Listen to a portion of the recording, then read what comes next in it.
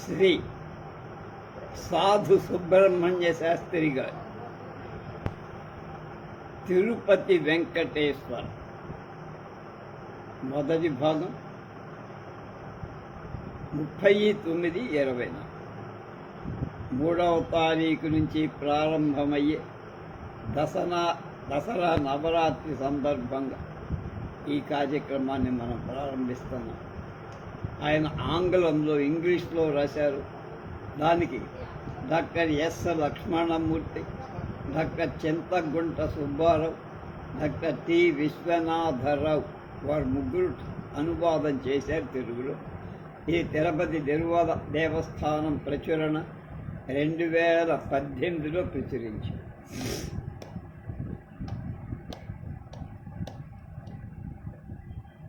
ఆముఖ పవిత్రమైన మన ఆలయాలు శతాబ్దాలుగా ముఖ్య ధార్మిక సంస్థలుగా అలరారుతున్నాయి. అవి కొన్ని శతాబ్దాల తరబడి మన వైదిక మత కేంద్రాలుగానే కాక మన ప్రజల విద్యా, సామాజిక, సాంస్కృతిక కార్యకలాపాలకు నిలయమై దేవాలయ ప్రాకారాల మీద చెక్కబడిన ఎన్నో శిలాశాసనాలు మన ప్రజల వేద సంబంధమైన, సమాజ సంబంధమైన జీవితాన్ని ఆవిష్కరిస్తారు. పాలకుల దయాళుత్వం కానీ, పోషకత్వం కానీ, దేవాలయం యొక్క కట్టడాలు, నిర్మాణాల వైభవం కానీ ఇందుకు దోహదపడల.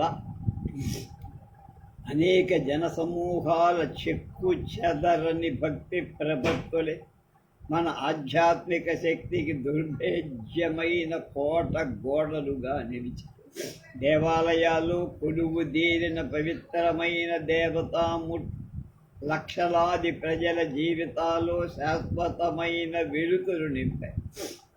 ఆ దైవానుగ్రహమే భక్తులందరినీ ధార్మిక, సాత్విక మార్గంలో నడిపించి తిరుపతి శ్రీ వెంకటేశ్వర స్వామి ఆలయం నిర్వహణ రాయలసీమ చరిత్ర మరియు రాజకీయ నిర్మాణంలో ప్రముఖ పాత్ర పోషిస్తూ వచ్చింది.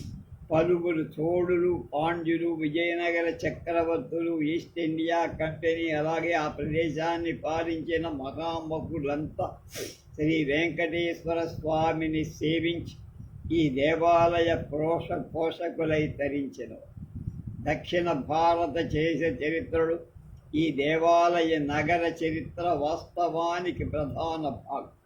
ఇటీవల కాలంలో ఈ దేవాలయం హైందవ సంస్కృతిని చాటే గొప్ప కళాఖండమై రాజకీయాల కుమ్ములాటలు, తగాదాలు మరియు యుద్ధాల గురించి వివరించే ఇతర చరిత్ర కథనాలకు భిన్నంగా తిరుపతి క్షేత్ర చరిత్ర దృఢమైన మతశక్తిని, మొక్కవోని భక్తిని ఆవిష్కరిస్తుంది. ఈ గ్రంథం వెంకటేశ్వర స్వామి దేవాలయంలో సూర్యోదయానికి పూర్వం నుండి సంధ్యా సమయం తర్వాత కూడా జరిగే పూజలు, అర్చనలు, ఆరాధన వంటి విషయాలే కాక వరాహ భవిష్యోత్తర పురాణాల్లోని కొన్ని భాగాలు కూడా తెలియచేస్తారు. ఈ గ్రంథంలో దేవాలయ భవనాల గురించి, గొప్ప పరిపాలకుల కాలంలో పాలనా నిర్వహణ తీరు గురించి విశదంగా వర్ణించబడి కవితలు, పద్యాలు, కృతులు రాసి శ్రీనివాసుని వైభవాన్ని అజరామరం చేసిన ఎందరో సంగీతకారులు, కవులు, రచయితల గురించి ఈ గ్రంథం విస్తృతంగా వివరిస్తుంది. రచయిత సాధు సుబ్రహ్మణ్య శాస్త్రి గారు అందరికీ స్వరపరిచితులు. క్రీస్తు శకం 1930లో తిరుమల తిరుపతి దేవస్థానం శాసనాలు, శాసన అధ్యయన నివేదికలు పరిశీలించి, పరిశోధించి, పరిష్కరించి ప్రచురించిన మార్గదర్శిక. తర్వాత కాలంలోని చరిత్రకారులకు వీరి గ్రంథాలు ప్రామాణిక ఆధారాలుగా ఉపకరించాయి. ఎస్ కృష్ణస్వామి అయ్యంగార్, టి.కె.టి.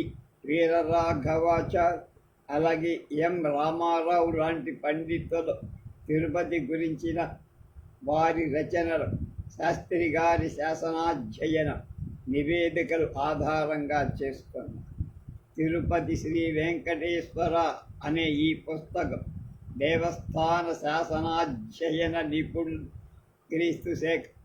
క్రీస్తుశేషు సాధు సుబ్రహ్మణ్యం శాస్త్రి గారిచే ఆంగ్లంలో వ్రాయబడి టిటిడి వారిచే 1981లో మొట్టమొదట ప్రచురింపబడి తిరుపతి శాసనాల గురించి ప్రప్రథమంగా నివేదిక తయారు చేసిన సుబ్రహ్మణ్య శాస్త్రి గారి ఈ గ్రంథాన్ని వ్రాయటం మరో ప్రత్యేకత.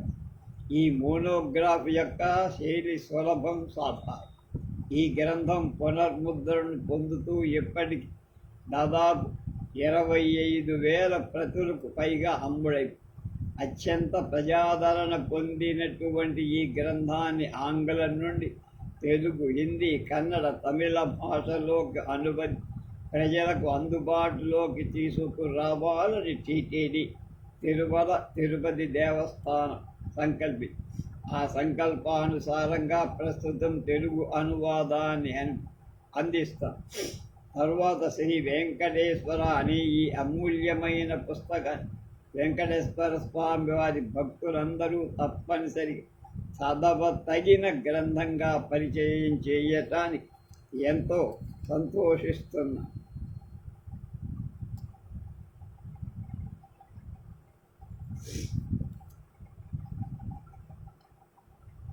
సదా శ్రీవారి సేవలో కార్యనిర్వహణాధికారి.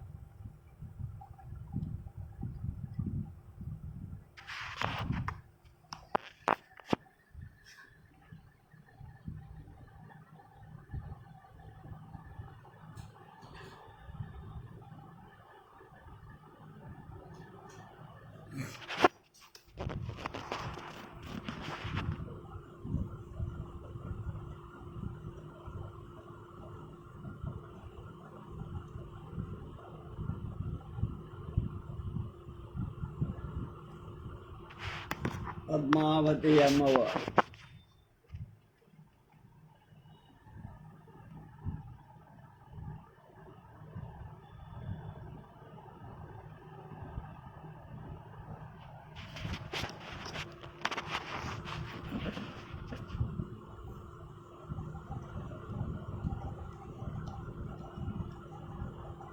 పీఠిక వారు సాధువారు రాసింది. షేక్స్పియర్ మహాకవి రచించిన జూలియస్ సీజర్ నాటకాన్ని సర్ థామస్ నార్త్ ఇంగ్లీష్లోకి అనువదించిన ప్లూటార్క్ రచించిన జూలియస్ సీజర్ జీవితం ఆధారం. జూలియస్ సీజర్ అనే నాటకానికి షేక్స్పియర్ రాసిందని దానికి ఆధారం సర్ థామస్ నార్త్ అనేవాడు ఇంగ్లీష్లోకి అనువదించిన ప్లూటార్క్ రాసిన పుస్తకం జూలియస్ సీజర్ జీవితం అనేది ఆధారం. నాకు ఈ అనువాద గ్రంథం దొరకల. అందువల్ల నేను రెవరెండ్ లారిగ్ హార్న్ ప్లూటార్క్ రచనలు చేసిన అనువాదాన్ని పీపుల్ బుక్స్ సిరీస్లో చదివాను.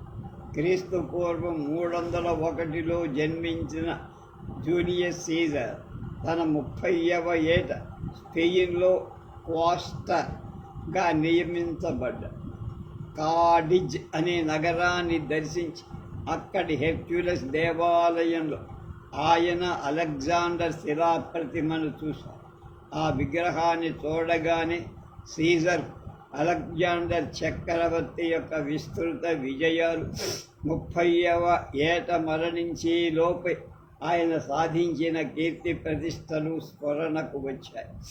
ఆ ఆలోచన ఆయనకు బాధ కలిగి అతను వలవలా ఏడ్చేశాడు. అది చూసి అతని స్నేహితులు ఆశ్చర్యపడిన అతని స్నేహితులతో తన కన్నీటికి కారణాలు వివరించాడు సీజర్. 30 సంవత్సరాల వయస్సు కూడా నిండక ముందే అలెగ్జాండర్ చక్రవర్తి గొప్ప విజేతగా పేరు సంపాదించి మరణించాడు. నాకు 30వ ఏడు వస్తోంది. నేను ఇప్పటి వరకు గొప్ప పని చెయ్యలేకపోయా. ఈ ఆలోచనే నాలోని దుఃఖ అతిరేకాన్ని కలిగి నేను కన్నీళ్లు ఆపుకోలేకపోయా అన్న. సీజర్ చక్రవర్తి జీవితంలోని ఈ సంఘటన చదివిన తరువాత నాకే చాలా బాధేసింది. దుఃఖంతో నేను విలపించి ఇప్పటికింకా 35 సంవత్సరాల వయస్సు లేదు. నేను ప్రపంచం గుర్తించదగినది ఏదైనా మహత్కార్యాన్ని చేయగలనా? ఈ నా జీవితం ఏమీ సాధించలేకుండా గడిచిపోతే ఎలా అని జీవిత ప్రారంభంలో ఎంతో బాధ దుఃఖాన్ని అనుభవించిన సీజర్ చక్రవర్తి సాహసోపేతమైన సైనిక విజయాలను గడించి అలెగ్జాండర్ చక్రవర్తితో సరితూగ విశ్వవిఖ్యాతిని ఆర్జించాడు. అది చదివిన నాకు సీజర్ చక్రవర్తి పేరు గుర్తుకు వచ్చినప్పుడల్లా ప్రగాఢమైన దుఃఖం, తద్వారా కన్నీళ్లు వచ్చి. ఆంగ్ల మహాకవి జాన్ మిల్టన్ నా 23వ ఏట అనే శీర్షికలో తన 24వ పుట్టినరోజు డిసెంబర్ 9, 1632న ఒక సానెట్ వ్రాశారు. ఆ పద్యంలో తన విచారాన్ని దుఃఖాన్ని వ్యక్తం చేశారు. నేను పెద్దాడినయ్యా, నా శరీరం నాకున్న వయస్సు కన్నా తక్కువగా కనపడుతుంది. వసంతకాలం పూర్తి చేసుకుంటున్న నేను ఇంతవరకు ఏ గొప్ప కార్యాన్ని ఫలితాన్ని సాధించలేదే. నాకు మానసిక పరిపక్వత చాలినంతగా రాలేదు. నా సమకాలికులు ఎందరో శారీరకంగా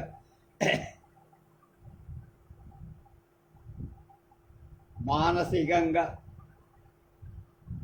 సింబ్లాన్స్ అండ్ ఇన్వాల్వ్డ్ హ్యాపీనెస్ చాలా ఎదిగి ఎంతో ఉన్నతి సాధించి ఆనందంగా ఉంది అని భావించారు.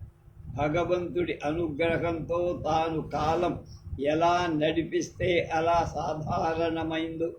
అసాధారణమైందో ఏదో ఒకటి సాధించటానికి సహనంగా నిరీక్షించటానికి స్థిరపడ్డాడు.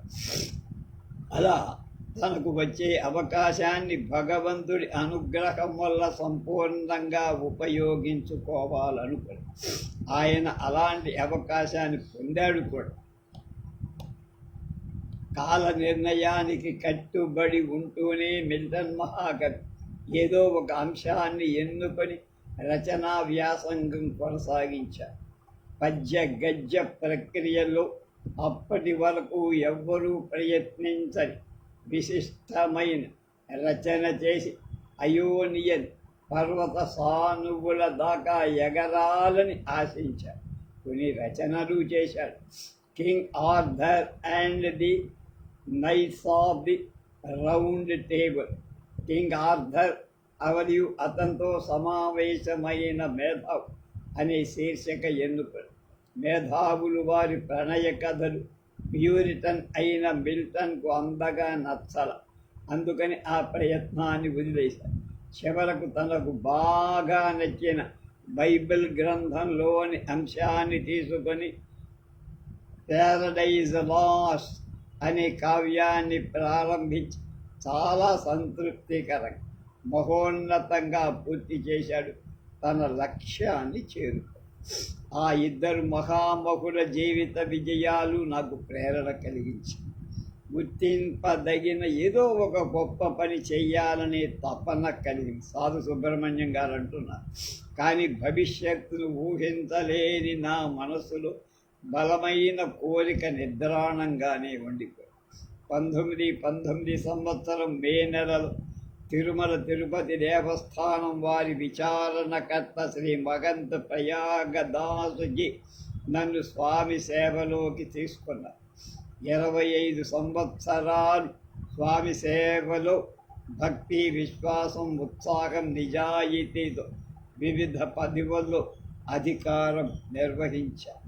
1921లో ప్రభుత్వ శాసన అధ్యయన నిపుణుడు ఎన్ కృష్ణశాస్త్రి గారు లండన్లోని భారత గ్రంథాలయ కార్యాలయాధికారి డాక్టర్ FW థామస్ గారితో తిరుమలను సందర్శించి విచారణకర్త శ్రీ మహంత్ గారు, దేవస్థాన దివాన్ పేష్కార్ శ్రీ దొరస్వామయ్య బిఏబిఎల్ గారిని పిలిపించి శాసన అధ్యయన బృందంలో ఒక సభ్యుడిని తిరుమల తిరుపతి దేవస్థానాల జాతి పేద దేవాలయ ప్రాకారాల మీది శాసనాల అన్నిటి నకళ్ళు తీసి అక్కడ కొలువైన శ్రీ వెంకటేశ్వర స్వామి, గోవిందరాజ స్వామి వారి చరిత్ర తెలుసుకునేలా చెయ్యాలని చెప్పి దొరస్వామయ్య గారి అభ్యర్థన మేరకు కృష్ణశాస్త్రి గారు మద్రాసు నగరంలో సహాయకు పురావస్తు మరియు శాసనాధ్యయన శాఖ వారిని సంప్రదించుతానని శ్రీ మహంత్ గారికి చెప్పారు. ఆయన శాసనాధ్యయన శాఖ సూపరింటెండెంట్ గారిని సంప్రదించి తమ శాఖ దక్షిణ భారతమంతా విస్తరించి ఉందని, అక్కడి వ్యవహారాలు చూసుకోవటానికి తమ సిబ్బంది కొంత చాలలేదని, ఎవరిని పంపించడం సాధ్యం కాదని బదులిచ్చు. సరి అయిన వ్యక్తులు ఎవరైనా తిరుమల తిరుపతి దేవస్థానం వారు సూచిస్తే వారికి తమ కార్యాలయంలో 6 మాసాల శిక్షణ ఇచ్చి దేవస్థానంలో శాసన అధ్యయనాన్ని సంబంధించిన పనులు చక్కబెట్టగలిగే నైపుణ్యాన్ని కలిగిస్తామని కృష్ణశాస్త్రి గారు ఈ విషయాన్ని మహంత్ గారికి చెప్పారు. మహంత్ గారు దొరస్వామయ్య గారు సంప్రదింపులు జరుపుకున్నారు. సరైన అభ్యర్థులు ఎవరిని వారు గుర్తించలేక ఆ సమయంలో నేను శ్రీ మహంత్ గారి దగ్గర వ్యక్తిగత సహాయకుడిగా పర్సనల్ అసిస్టెంట్గా ఉన్నందువల్ల దొరస్వామి గారు నా పేరు ప్రతిపాదించారు. మహంత్ గారు నా అభిప్రాయాన్ని అడిగారు. ఏమాత్రం తటపటాయించకుండా నేను తక్షణమే జూలియస్ సీజర్, జాన్ మిల్టన్ల విజయాలు నన్ను వెంటాడుతున్న ఆ సమయంలో నాలో నిద్రాణమైన కోరికలు మేలుకొని ఒక విశిష్టమైన ప్రతిభావంతమైన ఈ కార్యం నాకొక మంచి అవకాశంగా, గొప్ప అదృష్టంగా తోచింది. ఇద్దరూ సంతోషించి నా పేరు మద్రాస్ శాసన అధ్యయన శాఖ వారికి వారు మద్రాసు ప్రభుత్వ ఆదేశాలకు రాశారు ఆర్డర్లు. మద్రాసు ప్రభుత్వ ఆర్థిక శాఖ వారు జారీ చేసిన జీవో నంబర్ 610 ద్వారా 1921 జూన్ 14న నా శిక్షణకు ఆదేశాలు వచ్చాయి. కీల్పాక్లో ఉన్న శాసనాధ్యయన కార్యాలయంలో ఆగస్టు 1921లో నేను చేరాను. ఆ శాఖలోని కొందరు సభ్యులతో నేను క్షేత్రస్థాయిలో జరిగే ఆచరణాత్మక కార్యక్రమాల అధ్యయనం కోసం తంజావూరు, తిరుచిరాపల్లి, మధుర, దెందులూరు, ఎల్లూరు, విజయవాడ, నెల్లూరు, కాళహస్తి వంటి ప్రాంతాలకు వెళ్ళి ఫిబ్రవరి 1922 తిరుమలలో తిరుపతి దేవస్థానానికి తిరిగి వచ్చి ఆ తరువాత వెంకటేశ్వర స్వామి, గోవిందరాజస్వామి వారి ఆలయ ప్రాకారాలపై ఉన్న శాసనాల నకళ్ళు తీయించారు. ఆ విషయంలో అనుభవజ్ఞులు, సమర్థులు అయిన విజయరాఘవాచార్య పండితులు, తిరుమల తిరుపతి దేవస్థాన ఉన్నత పాఠశాల ఉపాధ్యాయులు శ్రీ ఆర్ కృష్ణారావు గారి సహాయ సహకారాలతో దాదాపు 2 ఏళ్ళు పనిచేశాను. దీంతోపాటు నేను తాళ్లపాకం వాగ్గేయకారులైన అన్నమాచార్య కుమారుడు పెద్ద తిరుమలాచార్య, ఆయన కుమారుడు చిన్న తిరుమలాచార్య వారి రచనలు పొందుపరచబడిన రాగిరేకులు వెంకటేశ్వర స్వామి వారి ఆలయంలోని ఒక గదిలో భద్రం చేసి వాటిని కాగితాల్లో వ్రాసి 3 టేకు పెట్టెల్లో దాచిపెట్టి వాటిలోంచి నేను చిన్న చిన్న రచనలు, ఒక సంకలనంలో 2 ప్రత్యేక సంకలనాలు, ఆధ్యాత్మ కీర్తనలు, శృంగార కీర్తనలు పొందుపరిచి తిరుమల తిరుపతి దేవస్థానం ఉన్నత పాఠశాల తెలుగు పండితులు శ్రీ కలబరి వెంకటరమణ కవి గారు నా అభ్యర్థన మేరకు ఆ సంచికల ఫుట్స్ నోట్స్ తయారు చేశారు. దేవస్థానం ప్రచురణ విభాగం వారు తర్వాత కొంతకాలానికి ఈ 3 సంకలనలోని అధసూచికలు ఫుట్నోట్స్తో చాలా మేరకు తగ్గించి ముద్రించారు.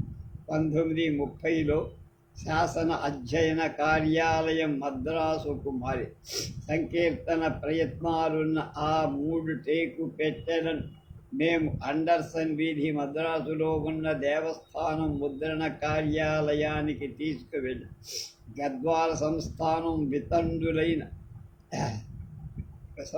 వితంతువైన రాణి శ్రీమతి ఆదిలక్ష్మీదేవమ్మ గారు జనవరి 1931లో సమర్పించిన బంగారం మరియు వజ్రాలతో వెంకటేశ్వర స్వామి ఉత్సవమూర్తి మలయప్ప స్వామి వారికి వజ్ర కిరీటం చేయించే పనిలో పర్యవేక్షించడానికి నన్ను మద్రాసు పంపారు. తిరిగి నేను తిరుపతికి బదిలీ అయ్యేంత వరకు రాఘవాచార్య పండితులే శాసనాధ్యయన కార్యక్రమాన్ని చూసుకున్నారు. శ్రీ మహంతు గారి నుంచి పరిపాలనా బాధ్యతలు మద్రాసు ప్రభుత్వం నామినేట్ చేసి దేవస్థానం కమిటీకి అప్పగించారు. 2వ కమిషనర్గా శ్రీ రంగనాథ మొదలియార్ గారి హయాంలో దేవస్థాన ముద్రణ కార్యాలయం మద్రాసు బీచ్ 2వ లైన్లో థియోసాఫికల్ సొసైటీ భవనంలోకి మార్చడం. కార్యాలయాన్ని మారుస్తున్న సమయంలో అప్పటి మేనేజర్ ఆ 3 పెట్టెల్లో భద్రపరచబడి సంకీర్తన పత్రాలను పనికి రానివని తరచి తగలబెట్టించి ఖాళీ పెట్టెను మాత్రమే తీసుకెళ్లారని వీరరాఘవాచార్య పండిట్ గారు కాలం తర్వాత నాకు చెప్పారు. పండిట్ గారు నేను ఆ 2 దేవాలయాలు మరియు ఇతర ప్రదేశాల నుండి నకలు చేసిన ప్రతులు సుమారు 1150 ఉన్న పీజీ వీటి ఇతర ఆధారాల ద్వారా సేకరించిన మరికొంత సమాచారాన్ని జోడించి నేను దేవస్థాన శాసనాధ్యయన నివేదిక చేకూర్చాను. ఇందులో విజయనగర చక్రవర్తి కృష్ణదేవరాయలు అతని కార్యాలయ అధికారులు చేసిన దండయాత్రలు, సాధించిన విజయాలు, అన్నమాచార్యుల వారి దగ్గర నుంచి 4 తరాల వరకు వాగ్గేయకారుల గురించి కథనాలు, అంతకుముందు తయారు చేసిన 2 సంకలనాలు అనువదించారు.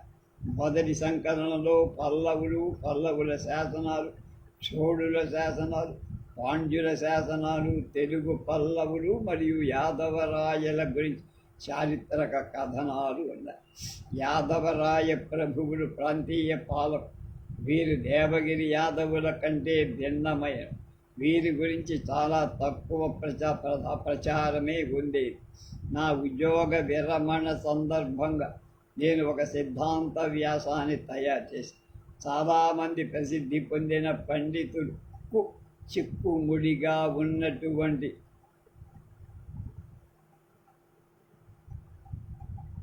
ఎదిర్ అండు రాజుగారి పాలనా కాలానికి ఎదురుగా ఉన్న ఏడాది అనర్థం అనే విషయాన్ని నేను విశ్వజనీయంగా ఉపయోగపడే ఒక పరిష్కారం సూచించి ఈ ప్రయోగం దక్షిణ భారతదేశానికి సంబంధించిన వివిధ వంశాలకు చెందిన రాజులు వ్రాయించిన శాసనాల్లో చాలామంది పండితులు ఈ విషయంలో ఆమోదయోగ్యం కాని విభిన్నమైన వివరణలు ఇచ్చారు. 3వ రాజరాజ చోళుని తిరువేంద్రపురం శిలాశాసనం ప్రభుత్వ శాసనాధ్యయన నిపుణుడు డాక్టర్ హాల్స్ ఇది చేసిన ఎపిగ్రాఫికా ఇండియా 7వ సంపుటంలో యుద్ధాన్ని గురించి చోళరాజును బంధించడం గురించి వ్రాస్తూ ఎదిర్ అదాల్ అనే ఈ సమాసానికి సరైన వివరణ ఇచ్చా. కానీ వాడు ట్రావెన్కోర్ శిలాశాసనాలని ఎడిట్ చేసినప్పుడు పండితులు ఎడిర్ అండ్ అనే ప్రయోగాన్ని గురించిన పరిష్కారాల గురించి సందేహం వ్యక్తం చేసి విమర్శించారు. ఈ శాసనాధ్యయన వివరాలు చాలామంది సంతోషంగా చదివి వాటిలోని అంశాలు విశిష్టమైనవిగా గుర్తించి ప్రశంసించారు. నన్ను దేవస్థాన శాసనాల నివేదిక ప్రథమ భాగాన్ని దేవాలయంలో అనునిత్యం జరిగే అర్చన, పూజలు, సమర్పణలు, పండుగ సందర్భాల్లో జరిగే విశేష కార్యక్రమాలు, ధార్మిక కార్యక్రమాలు, అలాగే దేవాలయ భవనాల విశిష్ట మొదలవన్నీ రాసి శ్రీ మహంతు గారు ఆ పేజీలతో పాటు మరికొన్ని పేజీలను తనకు బలంగా చదువుకునేవారు. ఈ మధ్యకాలంలో మద్రాసు విశ్వవిద్యాలయం భారతదేశ చరిత్ర మరియు పురావస్తు అధ్యయన విభాగపు ఆచార్యులు డాక్టర్ ఎస్ కృష్ణస్వామి అయ్యంగార్ తిరుపతి వచ్చారు. నేను తయారు చేసిన శాసనాధ్యయన నివేదిక తనకివ్వమని మహంత్ గారిని అభ్యర్థించి మహంతు గారు వారికి అందజేసి మద్రాసులో ఆ నివేదిక చదివిన తరువాత మహంత్ గారికి ఆయనకు ఆ నివేదిక చారిత్రాత్మక విలువ ప్రాధాన్యత పేర్కొంటూ ప్రశంసాపూర్వకమైన సందేశం రాసి కార్యాలయం ద్వారా ఆ నివేదిక ఏ రకమైన ప్రాథమిక నివేదిక కానీ అనువాదం కానీ అవసరం లేకుండానే ముద్రించవచ్చని, అది పరిశోధనలకు బహుధా ప్రయోజనకారిగా ఉంటుందని వ్రాశారు. ఎట్టకేలకు నేను రాజకీయ చరిత్రతో కూడిన 2వ భాగాన్ని మొదలుపెట్టి పూర్తి చేశాను. నివేదిక పూర్తిగా సిద్ధమైంది. మద్రాసులోని దేవస్థాన ముద్రణాలయానికి పంపడానికి ప్రయత్నిస్తున్న మద్రాసు విశ్వవిద్యాలయానికి చెందిన డాక్టర్ ఎస్ కృష్ణస్వామి అయ్యంగార్ స్థానంలో ఆచార్య ఏ నీలకంఠ శాస్త్రిగా తిరుపతి వచ్చి నేను తయారు చేసిన నివేదిక తీసుకొని తిరుపతిలో వారి మిత్రుడి ఇంట్లో చదివి 2 రోజుల్లో తిరిగి స్థానం తీసుకుపోయారు. కానీ వారు ఆ నివేదిక తన వెంట మద్రాసు తీసుకెళ్ళారు. 1 నెల తరువాత ఆ నివేదికను ప్రశంసిస్తూ వ్రాసిన వారి లేఖలో సహా నివేదిక శాసనాధ్యయన నివేదిక వారు వ్రాసిన మాటనే ఉపోద్ఘాతంగా చేర్చారు. నేను 1000 ప్రతులను ముద్రించాలనుకున్నా, కానీ సామర్సి మహంతు గారు ఆ నివేదిక ప్రాధాన్యతను, ప్రయోజకత్వాన్ని, విలువను, అందులో ఉన్న ఆసక్తికర అంశాలను గుర్తించి 2000 ప్రతులను ముద్రణకు ఆదేశించారు. పదవీ విరమణ తరువాత నేను తాళ్లపాక కుటుంబ కవుల గురించి సంపూర్ణ కథనాన్ని 1949 ఏప్రిల్లో దేవస్థానం ఏర్పాటు చేసిన అన్నమాచార్య పండగ ప్రారంభోత్సవ సమయంలో తెలుగులో రాశారు. దేవస్థానం వారి శాసనాధ్యయన నివేదిక పీఠికలో నేను పేర్కొన్నట్లుగా వెంకటేశ్వర స్వామి వారి అనుగ్రహంతో పరిశోధన మా పెద్ద కుమారుడు చిరంజీవి నరసింహశాస్త్రితో కలిసి కొనసాగించాలనుకుని మా అబ్బాయి వైమానిక దళం ఎయిర్ ఫోర్స్లో స్క్వాడ్రన్ లీడర్ పదవీ విరమణకై 1966 నుండి 68 దాకా విఫల ప్రయత్నం చేశారు. దురదృష్టవశాత్తు అతడు దేవులాలి వైమానిక సిబ్బంది కేంద్రంలో నవంబర్ 1968లో మరణించారు. నాతో కలిసి పరిశోధన సాగించాలనుకున్న అతని కోరిక నెరవేరు. 1968వ సంవత్సరం ప్రారంభంలో నేను తిరుపతి శ్రీ వెంకటేశ్వర అనే శీర్షికను ఎన్నుకొని కొంతకాలం పనిచేసి 1971 చివరిలో దాన్ని పూర్తి చేసి దానికి 1975 చివరిలో కొన్ని వివరాలు జత కలిపారు. సెప్టెంబర్ 7, 1973 7/9/1973 అంటే అదొక 27, ఇదొక 24, 51 సంవత్సరాల తరువాత నేను కంచి పట్టణానికి వెలుపల కంచికామకోటి పీఠం వద్ద పరమ పవిత్ర శ్రీ చంద్రశేఖర భారతీ సరస్వతి స్వామి వారిని దర్శించుకొని ఈ గ్రంథానికి పొందుపరచిన శ్లోకాలను చదివా. తరువాత గ్రంథానికి సంబంధించిన వివరాలు, నేను సేకరించే వివిధ ఆధారాల గురించి వారికి విన్నవించా. వారు నేను చదివిన శ్లోకాలు మెచ్చుకుంటున్నట్లుగా తల ఊపారు. నా గ్రంథం యొక్క వ్రాత ప్రతిని వారి వద్ద ఉంచి తిరుపతికి వెళ్ళి కొద్ది నెలల తరువాత స్వామివారు ఆ వ్రాత ప్రతిని కాంచీపురంలోని పచ్చయ్యప్ప కళాశాలలో భౌతిక ఆచార్యుడుగా పనిచేస్తున్న శ్రీ కె ఏకాంబరం గారికి చదవమన్నారు. అందులో ముఖ్యాంశాలు తనకు వినిపించమని కోరి ఆచార్య ఏకాంబరం గారు అలా వినిపించగా స్వామివారు విని ఎంతో ప్రశంసించి వారి ద్వారా నా ప్రతిని 31/5/1974 పంపారు. జూలై 1975లో స్వామివారి శిష్యులు వారసులు తిరుపతికి వచ్చి తిరుచానూరులో ఉండగా నా సహధర్మచారిణి వారి వద్ద తీర్థం తీసుకునే సమయంలో నా పుస్తకం ప్రచురణలో ఉందని చెప్పి వారు దాని ప్రతి ఒక్కటి పంపమని చెప్పారు. నేను పంపాను. పరమ పవిత్ర శ్రీ జయేంద్ర స్వామి వారు దాన్ని చదివి ప్రశంసించారు.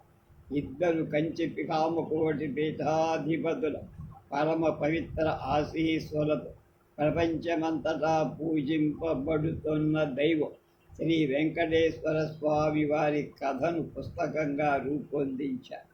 ఈ రచనను భక్తులు భాగవతోత్తం అందరూ భక్తి శ్రద్ధలతో ఆసక్తితో చదువుతారని, వారి జ్ఞానాన్ని ఉత్తేజపరిచేదిగా ప్రేరణ అవగాహన ఎన్లైట్మెంట్ పొందుతారని విశ్వసిస్తారు. ఈ విధంగా అత్యంత సాధారణమైన నా జీవితంలో పాఠకులు అందరూ ఆదరించదగిన సేవార్హమైన ఒక పని నా శక్తియుక్తుల మేర విజయవంతంగా పూర్తి చేశానని శ్రీ సాధు సుబ్రహ్మణ్య శర్మ గారు చెప్తారు. నా జీవితానికి ఈ రచనే సాఫల్యాన్ని సంతృప్తి కలిగి నా జీవితం భూసర ప్రయత్నంగా మిగిలిపోదు అని తృప్తి నాకు కలిగింది. విశ్రాంత సాహితీ పండితులు శిరోమణి సుస్వరం గోపాలకృష్ణమాచార్యుల గారి నేనెంతో రుణపడి ఉంది. వారు పురాణాల్లో వెంకటాచల మహాత్మ్యాన్ని సంబంధి కొన్ని ఘట్టాలు కొన్ని నెలల పర్యంతం నాతో చదివి ముఖ్యమైన విషయాలు వివరించి వారి కారుణ్యానికి నేనెంతో కృతజ్ఞ. విశ్రాంత సీనియర్ తెలుగు పండితుడు నరకంఠీరవ శాస్త్రి గారి మనవడు నా మేనల్లుడు విద్వాన్ శిరోమణి వట్టిపల్లె బాలకృష్ణ శాస్త్రి గారు పద్మపురాణం యొక్క సంక్షిప్త సారాంశాన్ని నాకు అందించారు. వారికి నా హృదయపూర్వక విశ్రాంత వైఖానస పండితులు శ్రీ ఆర్ పార్థసారథి అయ్యంగార్ వరాహ పురాణానికి చేసిన తెలుగు అనువాదం నాకెంతో బాగా ఉపయోగపడి తిరుమల ఎస్వి ఉన్నత పాఠశాల సహాయ ప్రధానోపాధ్యాయుడు శ్రీ ఎస్ కృష్ణారెడ్డి గారు నా శ్రేయోభిలాషి మరియు ఆప్తమిత్రుడు. ఈ గ్రంథాన్ని మొట్టమొదట ముద్రించినప్పుడు వారెంతో సహకరి ఎస్వి ఆర్ట్స్ కళాశాల తెలుగు ఉపన్యాసకుడు కామిశెట్టి శ్రీనివాసులు గారు ఈ పుస్తక ప్రచురణలో చాలా ఆసక్తి చూపించారు. వీరందరికీ నేనెంతో రుణపడి ఉన్నా. నా జీవితంలోని బృహద్ గ్రంథంగా మ్యాగ్నమ్ ఓపస్ అంత పేర్కొనదగిన ఈ గ్రంథాన్ని ప్రచురించి నన్ను ధన్యజీవుణ్ణి చేసిన తిరుమల తిరుపతి దేవస్థానాల అధికారులకు, ధర్మకర్త మండలికి, కార్యనిర్వహణ అధికారికి, వారు చూపిన ఆదరాభిమానాలకు, ఔదర్యానికి కృతజ్ఞత చెప్పడానికి నా భాషాశక్తి అభివ్యక్తి చాలవన్నారు. మీ అత్యంత అభిమాన పాత్రుడు సాధు సుబ్రహ్మణ్య శాస్త్రి గారు ఇంగ్లీష్ సంతకం ఒకసారి చూసి మనం కూడా చదిద్దాం.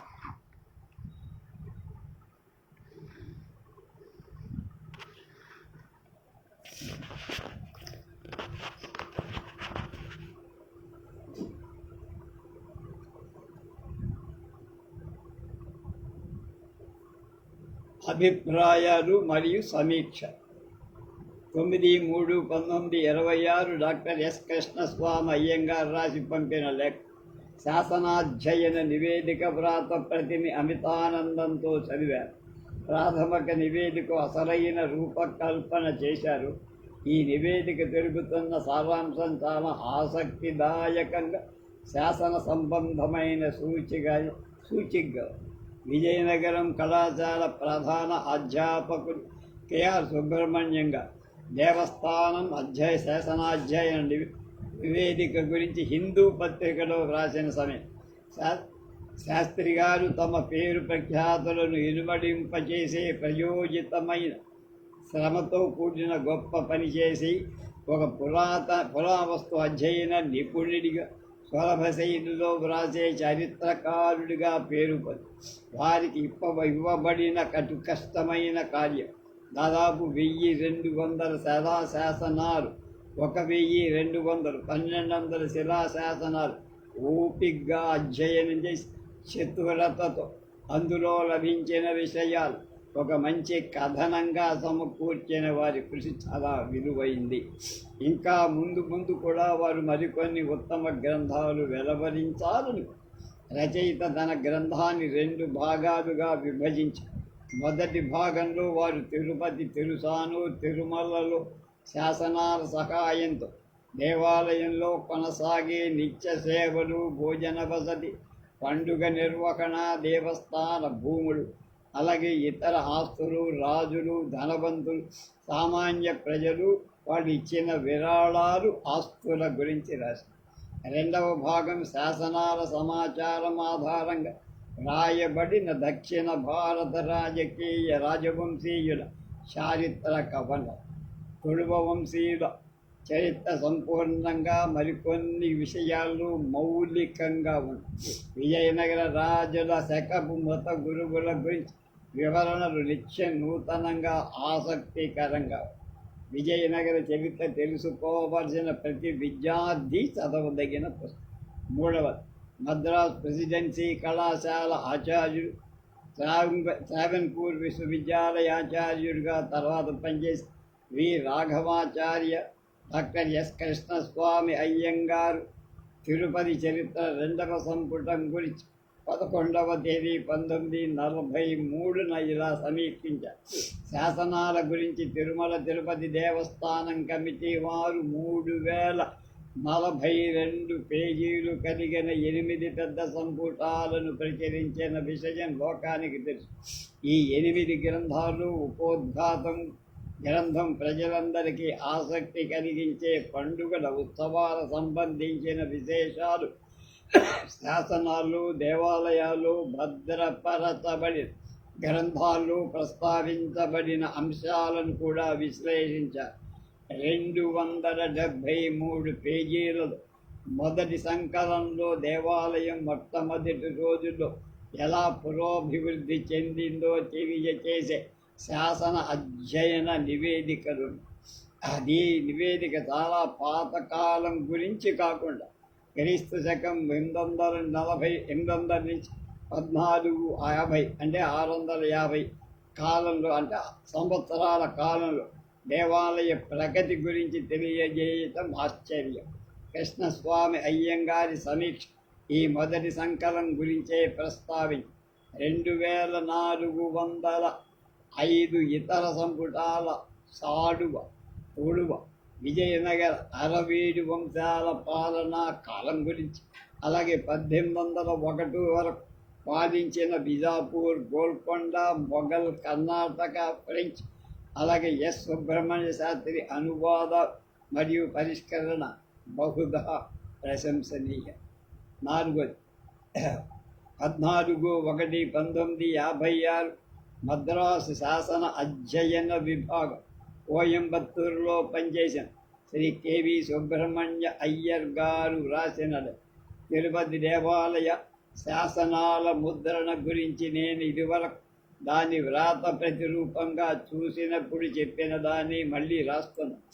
ఎడిటర్ గారికి ఉన్న విశ్వసనీయత, కీర్తిని తెలిపే సమంజసమైన రచన ఇది. 5 11/1/1948 ఆచార్య కెవి రంగస్వామి అయ్యంగారు రాసిన లేఖ. వీరు ట్రావెన్కూర్ విశ్వవిద్యాలయం మరియు బనారస్ హిందూ విశ్వవిద్యాలయం, అలాగే తిరుపతి ఎస్వి ప్రాచ్య కళాశాల సంచాలకులుగా ఉన్నారు. ఎండ్రా ఎదిరాండు అండు ఎదిర్ అండు దాని తెలుగులో చెప్పాలంటే తమిళ మాట అనమాట. అండు ఎదిర్ అండు అనే అంశంపై మీరు నాకు పంపిన పునర్ముద్రణ ప్రతికి నా కృతజ్ఞ. ఇది చాలా ముఖ్యాంశం. మీరు ఈ అంశాన్ని చాలా క్షుణ్ణంగా మీకు లభించిన శాసనాధ్యయనాల సమాచారం ఆధారంగా వ్రాసి ఉంటారు.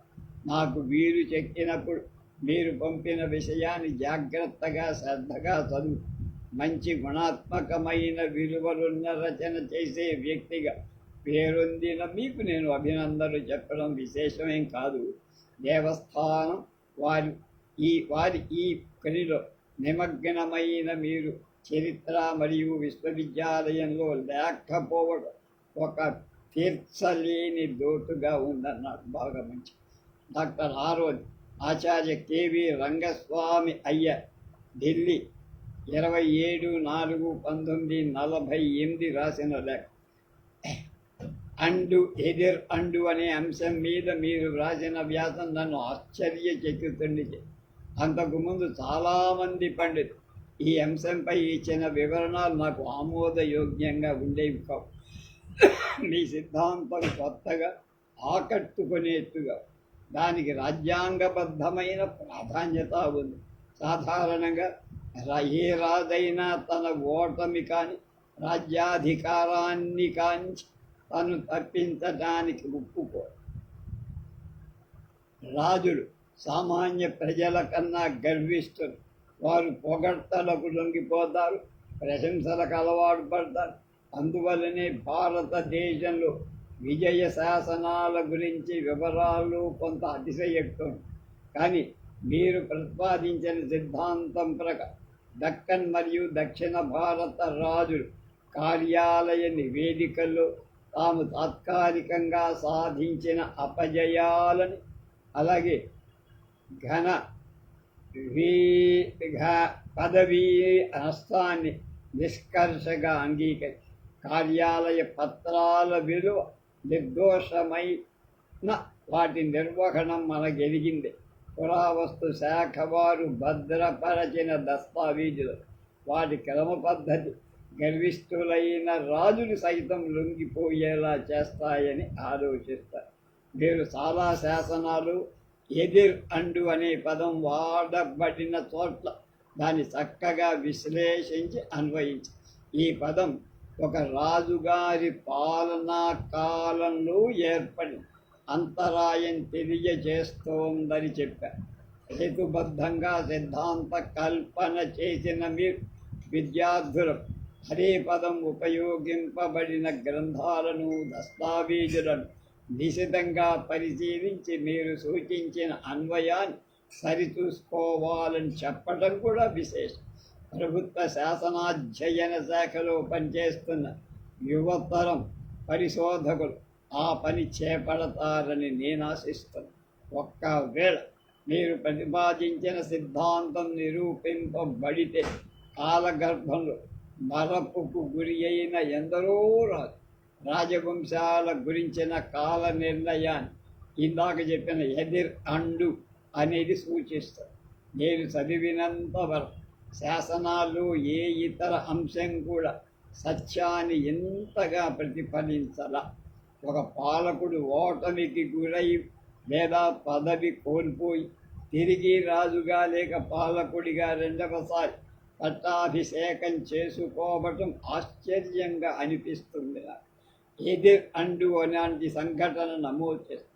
పట్టాభిషేక ఘట్టం ఒక రాజు పాలనా కాలం ప్రారంభాన్ని తెలియజేస్తుంది. అశోక చక్రవర్తి పరిపాలన సేకరించిన 3 సంవత్సరాల తర్వాతే పట్టాభిషేకం చేసుకున్నారు. కానీ ఒక రాజు 3 సంవత్సరాల కాలంలో 3 సార్లు తొలగించబడితే అతని పాలనా కాలం మొదట తొలగింపబడిన సంవత్సరానికి లెక్కేస్తే పై వివరణకు అనుగుణంగా ఉండదు. ఏది ఏమైనా ఒక గొప్ప సిద్ధాంతాన్ని ప్రతిపాదించిన మిమ్మల్ని హృదయపూర్వకంగా అభినందిస్తున్నాను. ఈ మీ ప్రతిపాదన చాలా సందర్భాలు, బహుశా అన్ని సందర్భాలు నిరూపించబడుతుంది. దస్తావేజుల ద్వారా సంతరించుకున్న ప్రాధాన్యత కన్నా దీనికి రాజ్యాంగ ప్రాధాన్యం, గుర్తింపు, ప్రత్యేకత ఎక్కువ. ఉత్తర భారతదేశ శిలా శాసనాలు ఇలాంటి ఆచారం కనిపించదు కాబట్టి దక్షిణ భారతదేశపు కీర్తికి ఇదో కలికితురాయి. వీరు ప్రతిపాదించిన సిద్ధాంతాన్ని క్రమపద్ధతిలో శిలా శాసనాలు ఈ పదం వాడబడిన చోట అది ఎంతవరకు వర్తిస్తుందో చూస్తూ దానికి భిన్నమైన వాదాలు కూడా పరిశీలించే దిశగా యువ పరిశోధకులను నియమించాలని ఆచార్య విఆర్ దీక్షితార్ గారిని కోరుతాను. డాక్టరేట్ డిగ్రీ పొందిన చాలా సిద్ధాంత గ్రంథాలకు ఏమాత్రం తక్కువ కాదు. డాక్టరేట్ డిగ్రీ ఇవ్వతగిన సిద్ధాంతం ఇది సుబ్రహ్మణ్యం గారు అంటున్నారు. సరికొత్త అభినందనలు మరియు సాదర సత్కారంతో అంకితబద్ధ పరమేశ్వర శ్రీ లక్ష్మీ వెంకటేశ్వర స్వామి పవిత్ర పాద పద్మాలు వినమ్రపూర్వక భక్తి విశ్వాసాలతో మరి పరమ పవిత్రం, అత్యంత ప్రీతి పాత్రమైన మాతృమూర్తి శ్రీ లక్ష్మీదేవిగా 1871లో ఆమె పెట్టి 1899లో మరణించారు.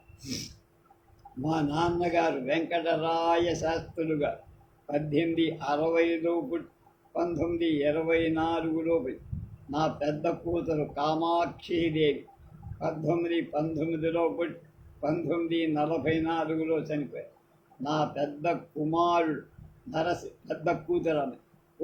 నరసింహ శాస్త్రి 1921లో పుట్టి 1968లో చనిపోయారు. నా చిన్న కుమారుడు కృష్ణశాస్త్రి 1929లో పుట్టి 1970. నా సహధర్మచారి శ్రీమతి వెంకటలక్ష్మం 1901లో పుట్టి 1979లో మరణించి. నా మేనమామ వట్టిపల్లి నరకంఠీరవ శాస్త్రి గారు 1869లో పుట్టి 1910లో చనిపోయారు. వాళ్ళ స్మృతికి ఈ మోనోగ్రాఫ్ అంకితం చేస్తున్న సాధు సుబ్రహ్మణ్య శాస్త్రి రచయిత 1889, 1981. ఈయన 1889లో పుట్టారు. 1981లో దాదాపుగా 92 సంవత్సరాలు బట్టి.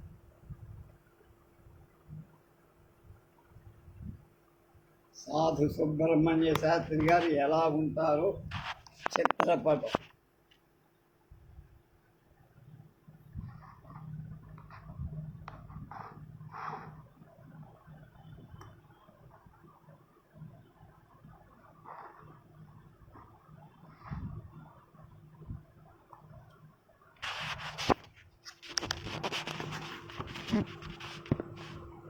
ఆయన 17/12/1889లో జన్మించి 10/9/1981లో కీర్తిశేషులై 1977 మార్చి 25వ తేదీ శాస్త్రి గారికి ఒక సన్మాన సభలో ప్రసంగించే దృశ్య సందర్భంగా ఆనాడు తాళ్లపాక అన్నమాచార్యుల వర్ధంతి సభ కావడం విశేషం. అదే ఆయన జీవితంలో చిట్ట చివరి సాహిత్య సభ కావడం కూడా బాధాకరమైన. ఈ సభ జరిగిన 5 నెలలకు 1981 సెప్టెంబర్ 10న విష్ణు పరివర్తన ఏకాదశి పుణ్య దినాన ఆయన పరమపదించారు. ప్రార్థన. విఘ్నాధ్వాంత నివారణైక తరణి విఘ్నాటవీ హవ్యవాట్ విఘ్నావ్యాళ కలాపమత్త గరుడు విఘ్నేశ పంచానన విఘ్నోత్తుంగగిరి ప్రభేదన కవి విఘ్నాబ్ధి కుంభోద్భవ విఘ్నాఘౌఘ ఘన ప్రచండ వచ పవన విశ్వే విఘ్నేశ్వర పాతుమా కలగ. విఘ్నధ్వాంత నివారణైకతరణి విఘ్నాటవీ హవ్యవాట్ విఘ్నవ్యాళ కలాపమత్త గరుడు విఘ్నేశ పంచానన విఘ్నోత్తుంగగిరి ప్రభేదన పవి విఘ్నాబ్ధి కుంభోద్భవ విఘ్నాఘౌఘ ఘన ప్రచండ పవన విఘ్నేశ్వర పాతు మాం. ఆటంకాలు అంటే అడ్డు అన్నమాట. హడ్డీస్ అంటారు. చీకటిని పోగొట్టే సూర్యుడి వంటి వాడు. ఆటంకాలు అనేటువంటి అడవిని కాల్చే నిప్పు లాంటి వాడు. ఆటంకాలనే పాములను సంహరించే గరుడుడి వంటి వాడు. ఆటంకాలని ఏనుగులను సంహరించే సింహం వంటి వాడు. ఆటంకాలనే ఎత్తైన పర్వతాలను భేదం చేసే వజ్రాయుధం పవిరంటి వాడు. ఆటంకాలనే సముద్రానికి అగస్త్యుడి వంటివాడు. ఆటంకాలనే మేఘాలకు తీవ్రమైన గాలి వంటి వాడైన విఘ్నేశ్వరుడు నన్ను రక్షించుగా. ఎక్కడో సేకరించి పెట్టారు. యా కుందేందు తుషారహార ధవడాయ శుభ్రవస్త్రాన్విత యా వీణా వరదండ మండిత కళా యా కళాయ శ్వేత పద్మాసన యా బ్రహ్మాచ్యుత శంకర ప్రభుతిభిర్దేవై సదా పూజిత సా మాం పాతు సరస్వతి భగవతి నిశేష జాడ్యాప. కుందపుష్పం, చంద్రుడు, మంచు, పుష్పహారం, తెల్లగా శుభ్రమైన వస్త్రాన్ని ధరించి వీణ వరదండం చేతిలో ధరించిన తెల్లని పద్మంపై ఆసీనురాలైన లక్ష్మీదేవి నారాయణ శంకరుడు మొదలైన దేవతల చేత ఇప్పుడు పూజింపబడిన జాడ్యాన్ని పూర్తిగా హరించే జబ్బును నివారించేది అయిన భగవతి సరస్వతి నన్ను రక్షించుగా. అందరికీ తెలిసిన శాంతాకారం భుజగశయనం పద్మనాభం సురేశం విశ్వాకారం గగన సదృశం మేఘవర్ణం శుభాం లక్ష్మీకాంతం కమలనయనం యోగి ధ్యానగమ్యం. భిధ్యాన అన్నాడు, ఉద్యాన అంటా నేను ఒక వందే శ్రీ విష్ణు భవభయకరం సర్వలోకైకన. శాంతమైన ఆకారం కలిగి సర్పంపై పడుకొని అంటే శేషసాయి అయి నాభిలో పద్మం కలిగి దేవతలకు అధిపతి పైన విశ్వంలాగా కనిపిస్తున్న ఆకాశం వంటి సర్వస్వతంత్ర వ్యాప్తి మేఘం లాంటి శరీర కాంతి కలిగి శుభాకృతి కలిగి లక్ష్మీదేవి పతి అయిన కమలాల వంటి కన్నులు కలిగి యోగుల ధ్యానం చే హృదయంలో ప్రవేశించేవాడు, సంసార భయాన్ని హరించేవాడు, లోకాలన్నిటికీ ప్రభువైనవాడు. అలాంటి విష్ణువుకి నమస్కరిస్తున్నా. యం శైవా సముపాసతే శివ బ్రహ్మేతి వేదాంతిన బౌద్ధా బుద్ధ ఇది ప్రమాణపటవ కర్తేతి నైయాయిక అర్హన్నిత్యధ జైన దాసనరథ కర్మేతి మీమాంసక సోయం ఓ విదధాతు సంచిత ఫలం త్రైలోక్యనాథో హరి. శైవులు శివుడని, వేదాంతులు బ్రహ్మ అని, బుద్ధుడని, నైయాయకుడు కర్త అని, జైనులు అర్హతుడని, మీమాంసకులు కర్మ అని ఎవరిని ధ్యానిస్తున్నారు. అలాంటి త్రిలోక ప్రభువైన హరి మాకు సంచిత ఫలాలను ఇవ్వుగాక. వినా వెంకటేశం ననాథో సననాథ సదా వెంకటేశం స్మరామి హరే వెంకటేశ. ప్రసీద ప్రియం వెంకటేశ ప్రయచ్చ.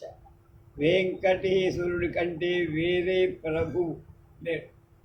వెంకటేశ ఎల్లప్పుడూ ఆయన్ని స్మరిస్తాను. అందుకునే ఓ హరి వెంకటేశ ప్రసన్నుడవై మా కోరికను తీర్చవయ్యా. వందే పద్మకరాం ప్రసన్నవదనాం సౌభాగ్యదాం భాగ్యదాం హస్తాభ్యాం అభయప్రదాం మణిగణైర్నానా విధైర్భూషిత భక్తాభీష్టవరప్రదాం హరిహర బ్రహ్మాదిభిः సేవితాం పార్శ్వే పంకజ శంఖ పద్మవినిధి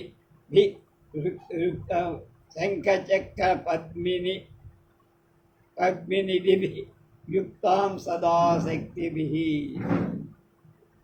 హస్తంలో పద్మాన్ని కలిగి ప్రసన్నమైన ముఖం కలిగి శుభకరమైన భాగ్యాన్నిచ్చి అభయాన్ని ప్రసాదించి మణి సమూహంతో అలంకరింపబడి భక్తులకు ఇష్టమైన వరాలిచ్చి విష్ణువు, శివుడు, బ్రహ్మ మొదలైన దేవతల చేత సేవింపబడుతూ పక్కలో శంఖపద్మ నిధులు కలిగినటువంటి లక్ష్మీదేవికి నమస్కారం.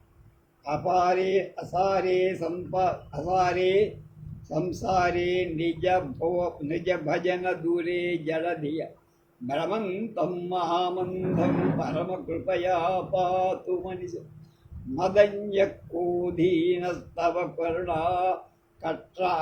కరుణకృపణా రక్షాత నిపుణ వదన్యకూదో కౌదామి త్రిజగతి శరణ్య పశుపతి మడ అసారే సంసారే నిజ భజన దూరే జలధియా భ్రమంతం మామందం పరమ కృపయా పాతు మనిషం మదన్యకోటీన ఓ దీన స్తవ కృపణ రక్షాతి నిపుణ వదన్యకూనేమి త్రిజగతి శరణ్య పశుపతి.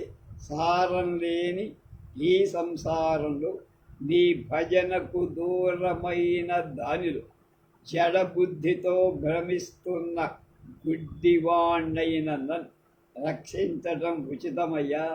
నాకంటే దీనుడు నీకు ఎవరు దొరుకుతాడు? నీకంటే రక్షకుడు నిపుణుడు నాకెక్కడ దొరుకుతాడు? వాగ్దేవీమితి వదంతి మునయ క్షీరాబ్ధికన్యామితి క్షోణీభృత్తనయాతి శృతిగిరో యామామనంతి స్ఫుటం ఏకామేవ ఫలప్రదాం బహువిధాకారాం తమంఘ్రీ తమం బిభ్రతి తనుం బిభ్రతిం కామాఖ్యం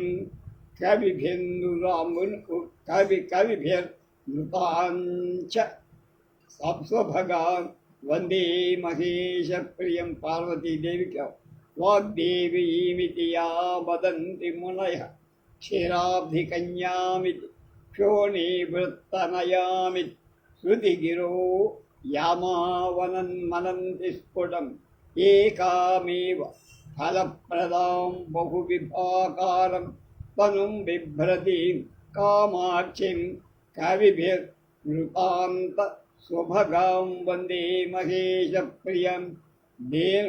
శ్రీ మహేశ్వరుని దేవేరి అయిన కామాక్షీదేవిని ఆరాధిస్తాను.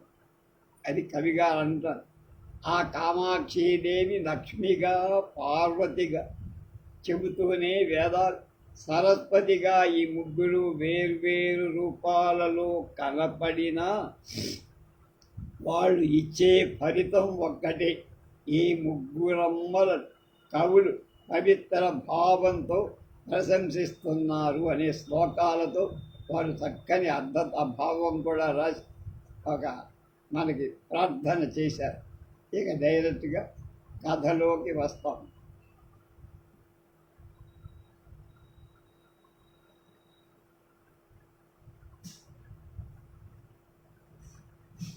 ఇందులో 29 శీర్షికలు పెట్టి వారు రాశారు. ఇప్పుడు కృతజ్ఞత నివేదనం అని చెప్తారు. మోనోగ్రాఫ్ ఈ విధంగా సర్వాంగ సుందరంగా ముద్రింపబడి విడుదల కావడంలో ప్రస్తుత గ్రంథ రచనలో పలువురు ప్రముఖులై అధికారులు, మేధావులు, ఆప్తమిత్రుల, శ్రేయోభిలాషుల సహాయ సహకారాలు పొందారు. వారందరికీ కృతజ్ఞత పారిజాతాలు సమర్పించుకుంటున్నాడు.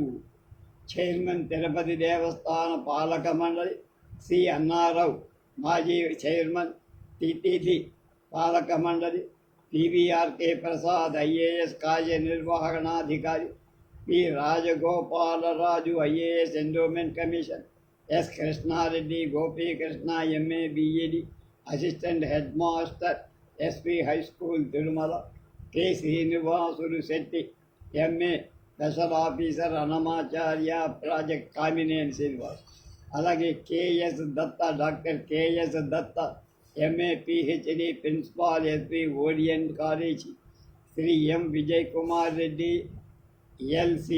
LPT manager TTD, R Suryanarayanamurthy PRO public relation officer Tirupati Devasthanam, K Subbarao MB సంపాదకుడు సప్తగిరి, అలాగే ఎం గోపాలరెడ్డి అసిస్టెంట్ మేనేజర్ మరియు సైన్స్ మంది సైన్స్ తిరుపతి దేవస్థానం సైన్సు, దాంతోపాటు వాళ్ళ సిబ్బంది, అలాగే అమ్మన్న అధీక్షకులు తిరుపతి దేవస్థాన ఉద్యానవన సాధు గిరిజాదేవి, నా కడగుట్టు కుమార్తె, నా వార్ధక్య దశలో నన్ను కన్న తల్లిలా కంటికి రెప్పలాగా కాపాడిన దయామై అని సాధు సుబ్రహ్మణ్య శాస్త్రి ఎస్ఎస్ శాస్త్రి గారు వీరందరికీ తమ కృతజ్ఞత తెలుపుకున్నారు.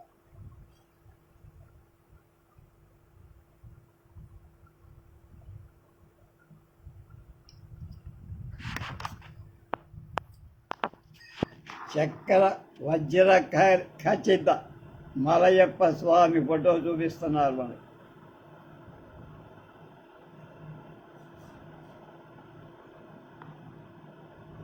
మలయప్ప స్వామి అంటే కొండ దేవుడు అని, అంటే తిరుపతి వెంకన్న. మలయప్ప స్వామి ధరించి ఉన్న కిరీటాన్ని 1930లో సాధు సుబ్రహ్మణ్య శాస్త్రి గారి గ్రంథకర్త వారి ప్రత్యక్ష పర్యవేక్షణలో తయారు చేయబడింది ఈ కిరీటం. ఈ కిరీట నిర్మాణానికి అవసరమైన వజ్రాలు, రత్నాలు, బంగారు సర్వం గంగా భాగీరథి సమానురాలైన గద్వాల్ సంస్థాన మహారాణి భూరి వితరణ చేశారు. తిరుపతి దేవాలయం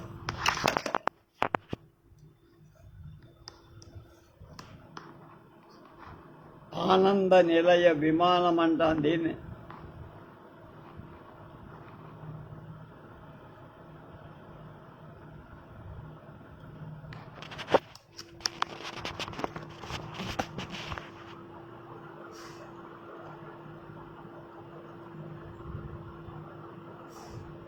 కళ్యాణ వెంకటస్వామి వారు ఉండేటువంటి శ్రీనివాస మంగాపుర దేవాలయం. అక్కడ కళ్యాణోత్సవాలు చాలా అద్భుతంగా జరుగుతాయి.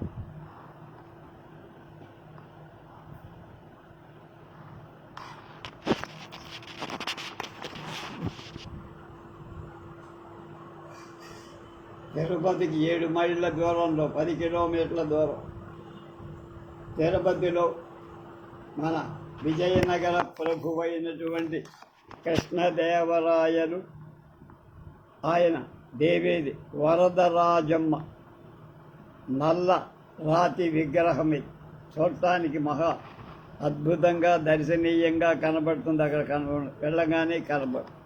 తిరుమల దేవాలయంలో ప్రతిమా మందిరంలో ఉంటుంది ఈ విగ్రహం.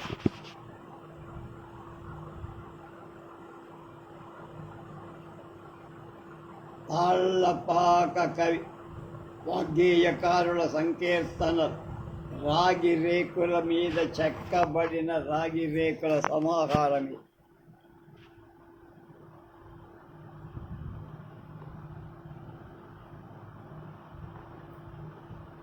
ఒక రాజు తయారు చేయించాడని మనకి తెలుసు కదా.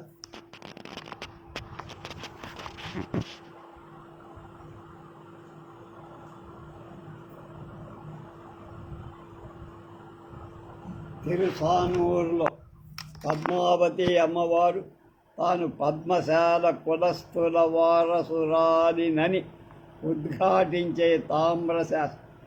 ఆమె సాలెవాళ్ల కుటుంబంలో పుట్టానని చెప్పేటటువంటి శిలాశాసనం అంటాయి.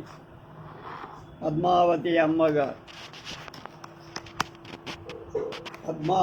అమ్మగారు సాక్షి పలికిన తాళ్లపాక చిన్నన్న పాదకానిక శాసనం అంటది. ఇప్పుడు మనం చూసి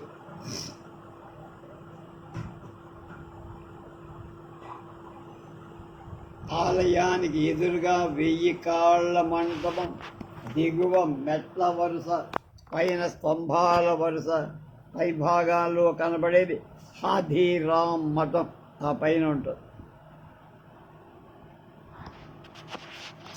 ఇవాళ 1000 కాళ్ల మంటపం పగలు కొట్టేశారు కనుక ఉందేమో లేదో నాకు తెలియదు.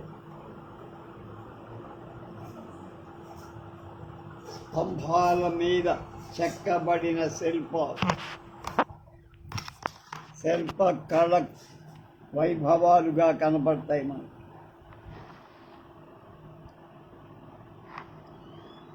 ఆకాశ గంగ, ఆళ్వారు తీర్థం అనేటువంటిది అది. దీన్ని సరే ఆకాశగంగ కపిల తీర్థం అంటారు.